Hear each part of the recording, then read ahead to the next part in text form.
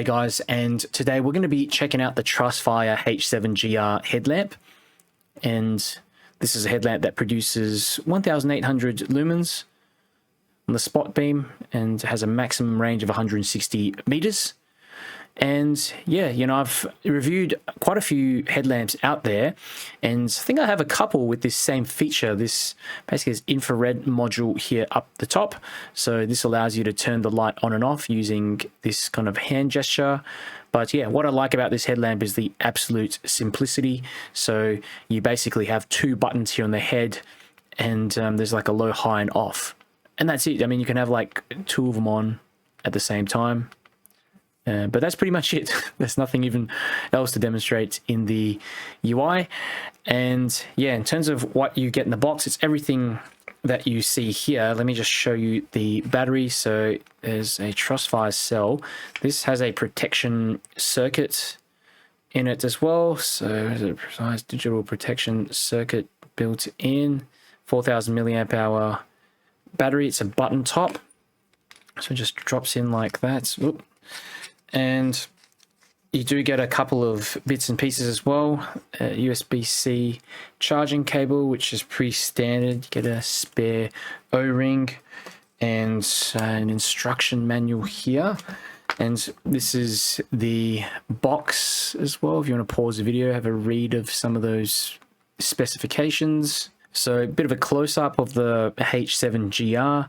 So the housing is made from aviation grade aluminium, so 601 T6, and it's hard anodized coating. Overall quality is decent, but yeah, nothing extraordinary. I do notice that this back section is made of plastic here, just near the USB-C charging port. And yeah, overall, this thing is pretty big for a headlamp. Most of these 21700 cell headlamps are in the anyway, but yeah, the strap comes with this top section. Okay, so yeah, thankfully that is going to provide enough support so it doesn't move around, fall off your head.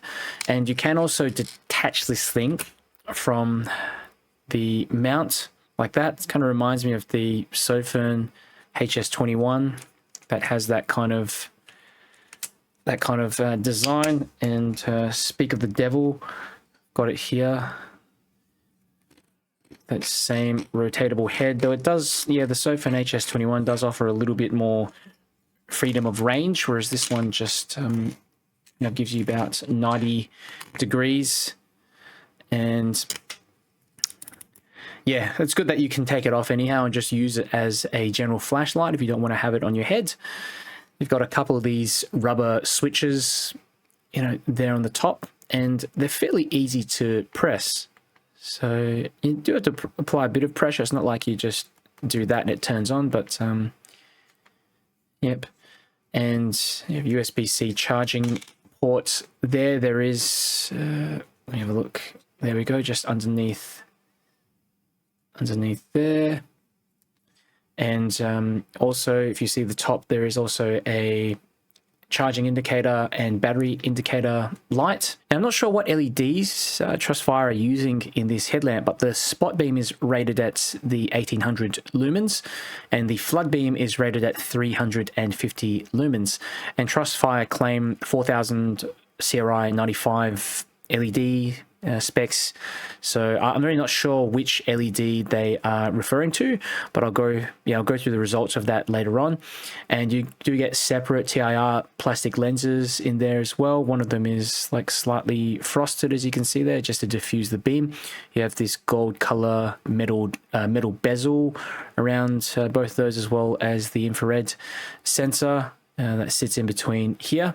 So yeah, I'll go through the UI, and I've already demonstrated a bit of it, but basically just, two switches, each switch just turns on and off the corresponding LED. Now, if you press and hold this switch for 2 seconds, that green LED lights up, so that just lets you know that the sensor has been activated. Okay, so we'll just basically, it'll just basically turn on whatever you had last time. So if I have this on, like a low mode for both, turn on and off. You do need to be like fairly close. This is, I don't know what that is, like 10 centimeters or so. or less than that, probably like 7 or 8 centimeters. So yeah, if you're working in like really close quarters, this might not be an issue. Some of them can be way too sensitive. So if you're waving your hand out here, for example, like 20 centimeters away or something like that, that might be annoying if it turns on and off. And to turn it back off again, just press and hold that button. There we go. Okay, so I ran a bunch of ceiling bounce tests here. So you can see I've got the spot mode alone on high, and you probably get about a minute of runtime before the light steps down. There's a bit of a jagged kind of up and down bits, but yeah, roughly they remain around 100%. And you can see that step down, so linear step down at the 1 minute mark. And by 2.5 minutes, you're sitting on about 30% output. This is a second ceiling bounce test on the flood mode. So high 350 lumens, and I didn't see any reduction in output there. I also ran a third ceiling bounce test with the flood and spot mode both on high, and you can see kind of that same step down pattern, very similar to the spot mode on high. Get about a minute of runtime before the light steps down. So at the 2 minute, just after the 2 minute mark, you're sitting on about 45 to 50% output. I also ran some tests with my Audible Lightmaster Pro. So yeah, you can see here, the main thing is the spot reaches 150 meters, spot plus flood 161 meters, so you get a little bit of extra range. And on the flood high mode, 64 meters. And you'll notice here in the CRI section of the table that I didn't measure anything above the 65 to 70 range.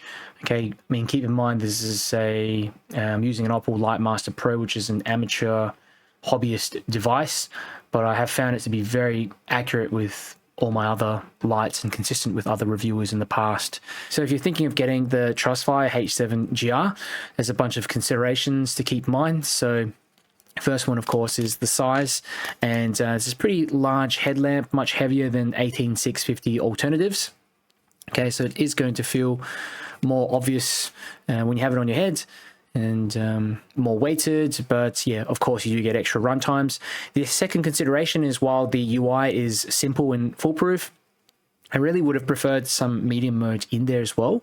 Maybe even a moonlight mode by pressing and holding, because yeah, I like to use moonlight mode when I'm up close at night doing photos and videos on my camera, and yeah, I'm not going to be able to use that obviously on this headlamp. The third consideration is the range. I do think that given a large TIR, or relatively large TIR lens like this, they could have added something in there like an SFT 25R or 42R, some kind of similar configuration to this Sofirn HS21, which actually has a smaller TIR lens in there, but significantly more range. I think it's above 300 meters if I remember correctly. So yeah, I'm not sure what LED that they are using in there.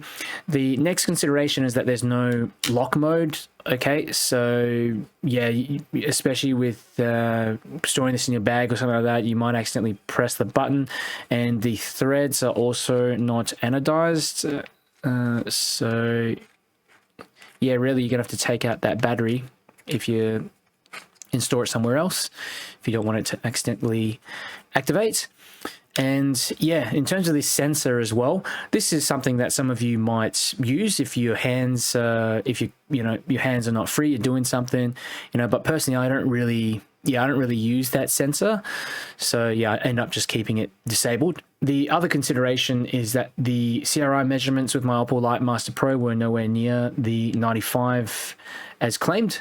So yeah, like I said, I'm using a hobbyist meter, but I haven't had issues with it in the past, and it's been pretty accurate. So the final consideration is, yeah, there's just a ton of competition out there for these headlamps, and it's really hard for me to recommend this one over others which have similar features. So yeah, overall I think the Trustfire H7GR sensor headlamp is a pretty easy to use headlamp. It's got this flood and spot capability, which I really like. They've separated it out, and you can customize and use each of them independently or together.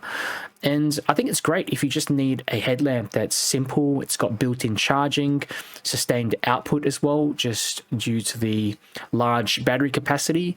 And yeah, this is my first headlamp from Trustfire. They sent this to me in the mail without even telling me, so yeah, I had no idea this thing was coming. And although it's not perfect, I think if you can pick one up for a good price, it should do you fine for most tasks.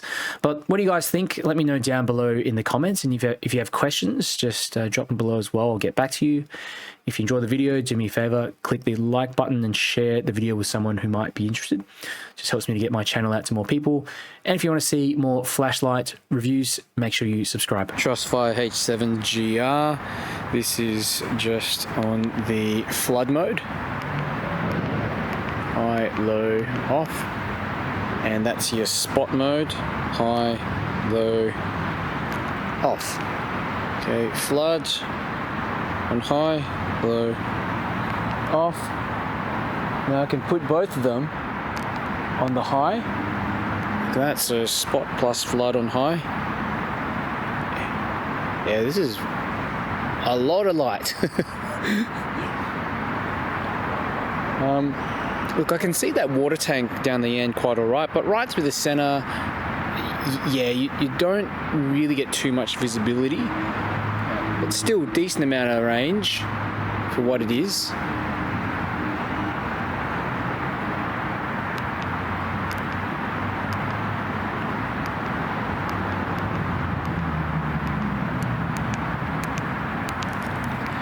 Let's turn these both off. I'll put the flood on low here. It's just spot high, spot low. Alright, I'll go for a walk.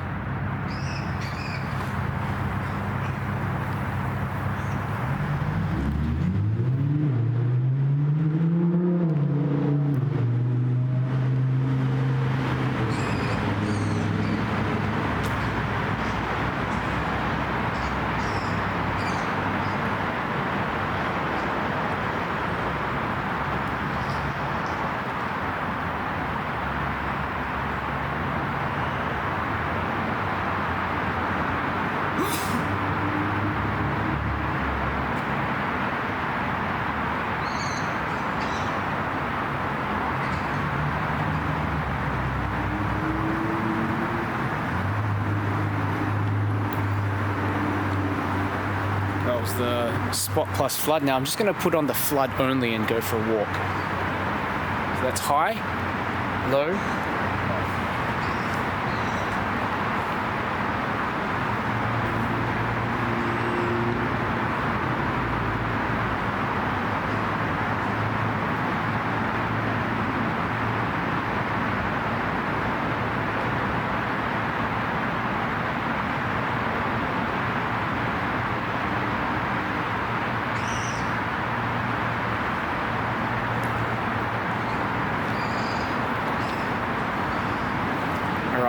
Now for the spot alone, on high then low.